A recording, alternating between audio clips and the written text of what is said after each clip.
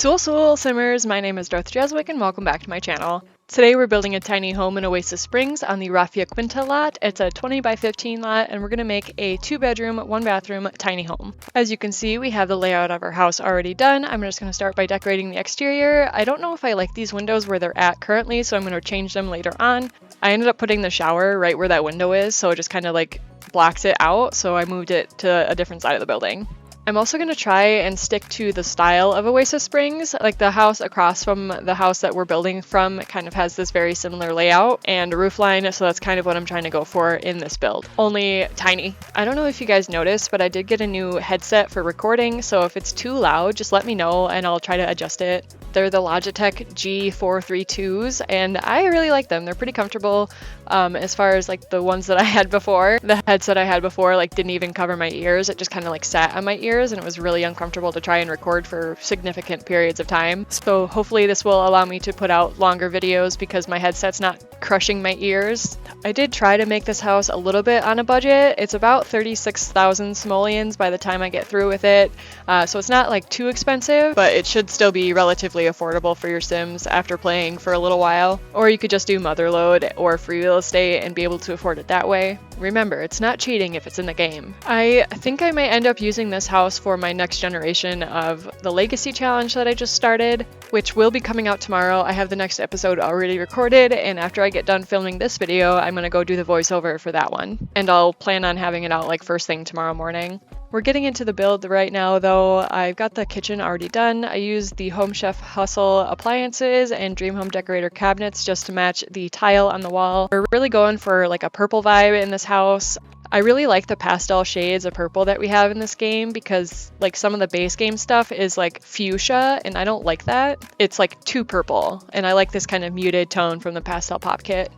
I'm going to be using a lot of tiny living also because there's a couple purple swatches of like the sink. There's a lamp that has purple on it, so I'm going to use some of that stuff also. We're also going to have a small nursery in here. I just put a like little crib and the diaper changing table, as well as like the toddler like play tent just in the living room because I had space for it. I didn't have space for it in the last house that I built for this legacy, but I do now because of the layout. And I also use like a significantly smaller couch.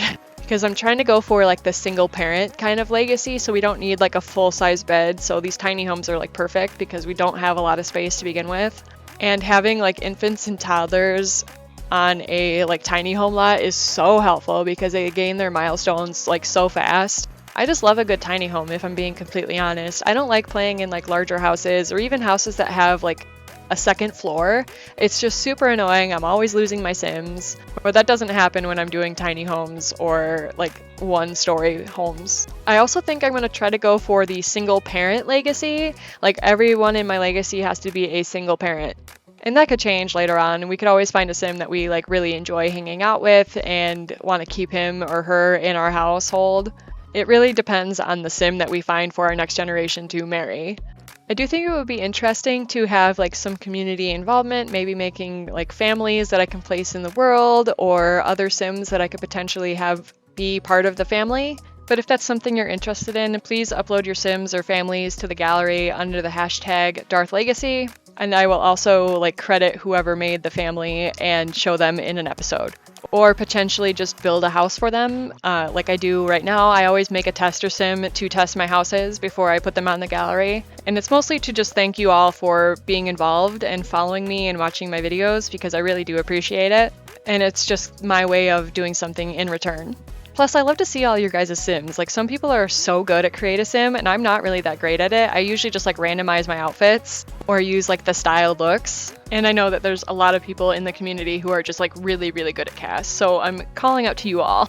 But we are going to be getting back to the landscaping here. You kind of notice that I'm doing some weird things with the fences here.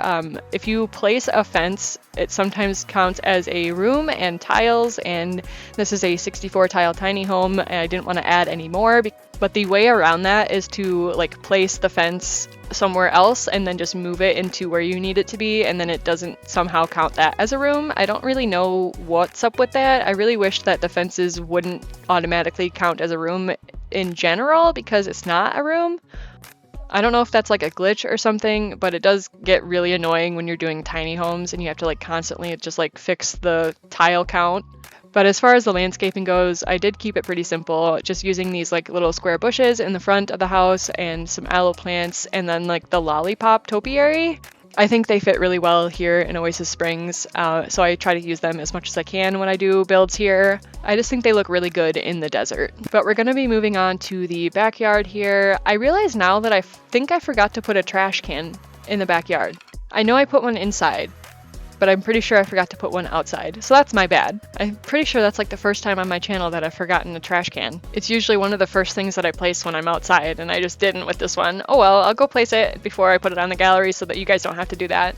And as far as outdoor activities, I'm going to put a bunch of these like garden planters out here. I think I want the next generation of my legacy challenge to be a gardener. The gardening skill isn't something that I use too often in The Sims because plants are kind of broken. They said they fixed them a while back in a patch, but I still get them turning into random dirt piles and then I can't make money for that day. So that really is inconvenient, but I'm going to try it out with the next generation. And if it doesn't work out, then we can always find something else for them to do. Like maybe we could just have them join the gardening career. I don't normally have my Sims work when I'm doing legacy challenges. I really like to have my Sims stay at home so they can work on skills. I like to do like a rags to riches essentially with every generation, but I will allow them to have money from the previous generation to buy their house. Almost like they're getting an inheritance, which we don't technically have in The Sims. We do kind of have that like pop-up where you can marry somebody for money, but that's not really like inheritance. That's kind of what I'm talking about with this. And this might not even be the next house for the next generation. I could make a totally different house in the meantime and have something completely different. The only thing I'm really certain of in this legacy challenge is that I want to play in as many worlds as I can, going in order. Like we're starting in Willow Creek, the next one's going to be Oasis Springs no matter what.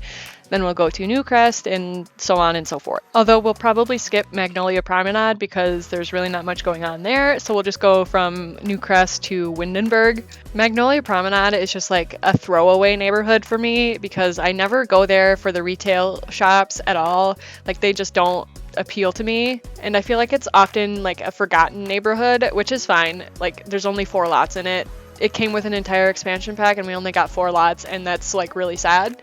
Although it does come with like active careers, which unlocks like the scientist career lot, the police station, and the hospital. So there's technically 7 lots. Still sad though. Anyway, I'm done rambling about Get to Work, but we are almost done with the landscaping here. I'm just making a few little adjustments and adding some more plants in the front yard to this like little lollipop tree.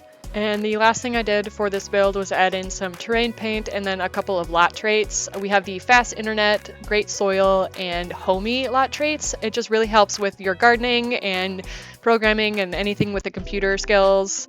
But that is all for today's speed build. We should be getting to the tour right about now. If you enjoyed this video, make sure to hit that like button because it really helps out. I try to upload a couple videos a week, so subscribe and hit the bell button to get a notification every time I post a new video. I hope you have an amazing day wherever you are in the world, and I will see you all in the next video. Dag dag!